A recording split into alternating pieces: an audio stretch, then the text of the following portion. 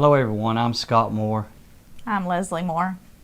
and obviously we are husband and wife.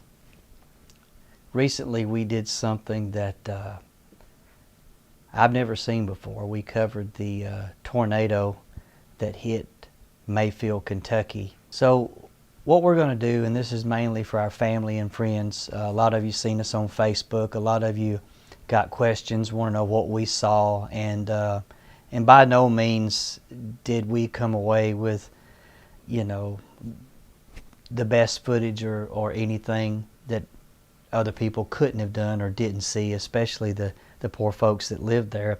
But I just want to kind of tell our story of what we saw. And so let's pick it up when basically we've left Paducah, Kentucky, and our plan was to go to Hickman, which is in the very far southwestern end of Kentucky. And let's talk about Caldwell County. That's the first time where the enlightening just got intense. You remember the rain. What was it like? It was just raining, and I remember there was so much rain that you've seen probably blowing rain that looked like it was raining sideways. Well, that's how it looked. There was just like a blowing rain. To me, it looked just real white. The rain just looked white as it was coming down, because it was coming down and just in buckets, and it was just blowing sideways. I remember we were looking at the radar on my phone where we could tell that there was a tornado in Hickman, and conditions started to deteriorate. And our plan at the time was, let's get to Mayfield, Kentucky, so we can shelter in place because the conditions on this road, and we're talking 2-lane country roads like we're on. Right. You had mentioned to me in the car about how would we see a tornado? Absolutely. What I was really concerned about myself, and I told Scott, I said, my concern is we're out here on this country road that we're not even familiar with, first of all. Second of all, it's pitch black dark. Then, just fields on either side of us. And I told him, I said, how are we even going to see a funnel cloud? We may drive right into it. That was my concern.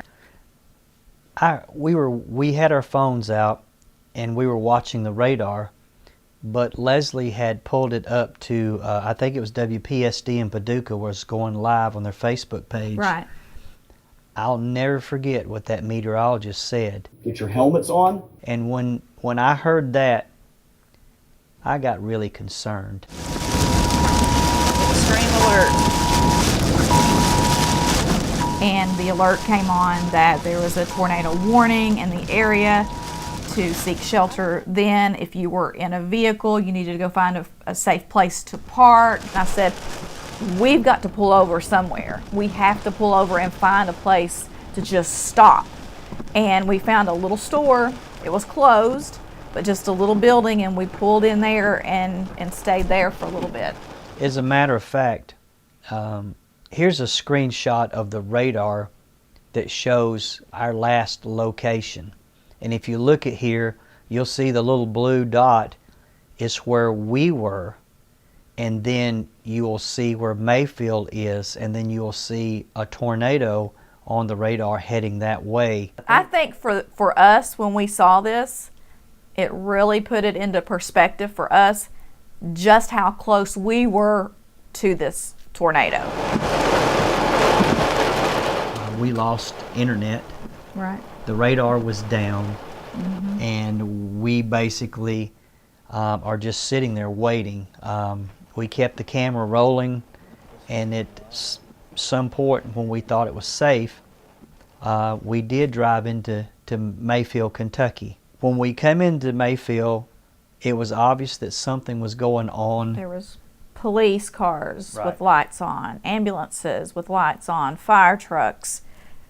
Just, it was crazy.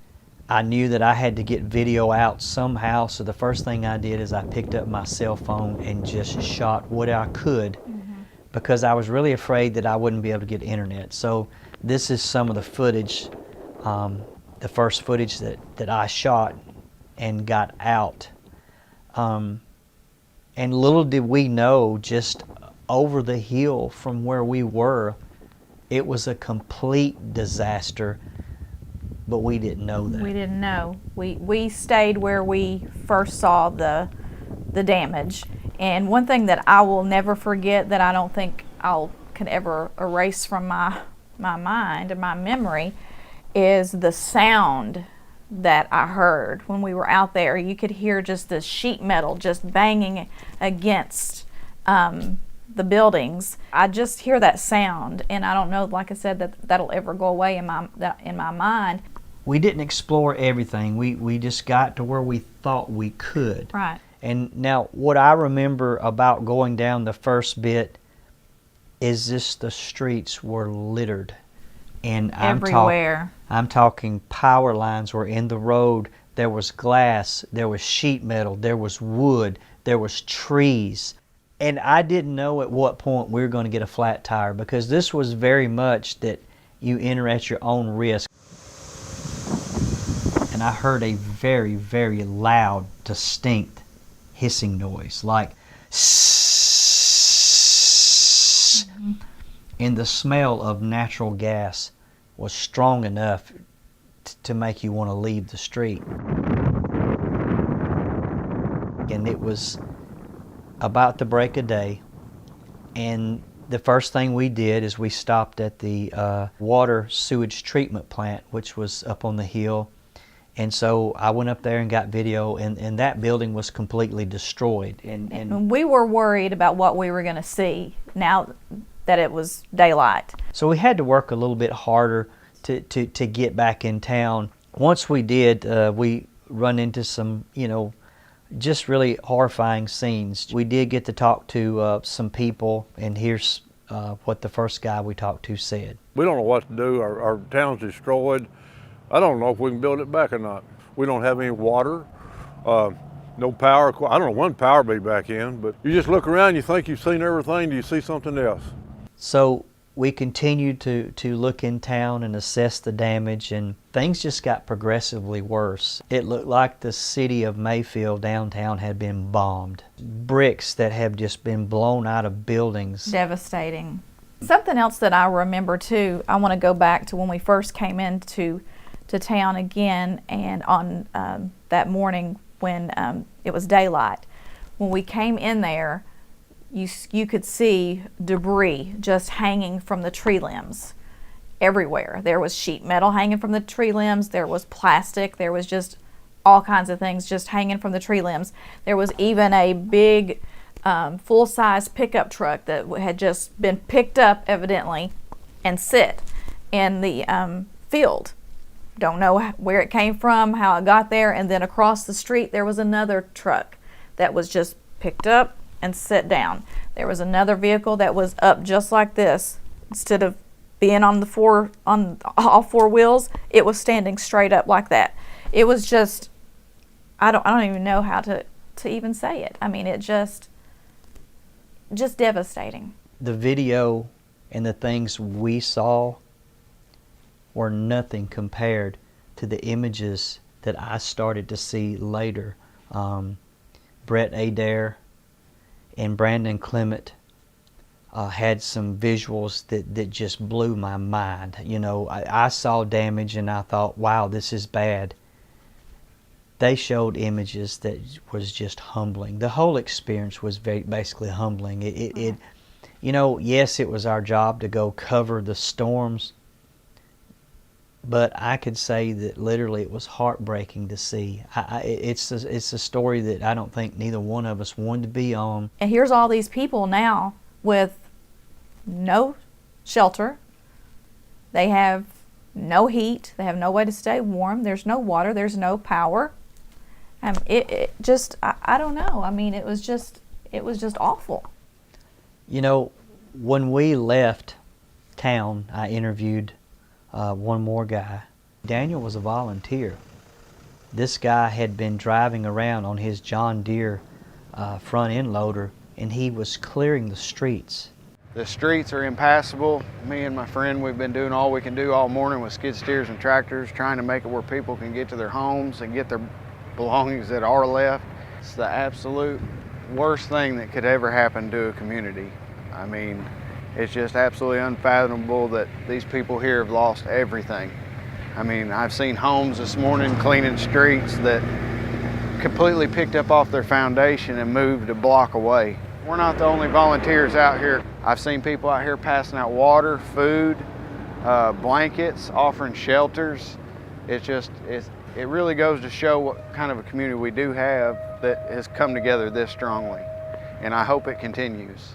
I realized that that day immediately Mayfield was going to build back and the community was going to come together. But I guess we should wrap this up, but I want to say that Mayfield was not the only town that got hit. There were other towns, and as we're driving home, we're hearing all these names. This wasn't an isolated incident, that lots of people have died and lots of homes were destroyed all over Kentucky, into Arkansas, into Tennessee, and lots of places. But I guess the final thing is I want to say is that I think people need to pray for all these people. They need to keep them in their mind. It was easy for us to pack our stuff up and go home. The assignment was over and go home. Right. But it's not over, and it's not over for those people, and it's not going to be back to normal. But I mean, a lot of these people, they were in those buildings on Friday. They were working in those buildings on Friday, and now they have no job to go to, no building on Monday. that's right. And it's just sad. It's sad for them. Yes, they definitely need your prayers. They need help. They need any kind of help that they can get right now. This was something we're not ever going to forget. And we walked away with heavy hearts for what I believe are some very good, decent people. And I just pray that God will send His amazing grace to all the people affected. And with that, I appreciate you hearing our story about it.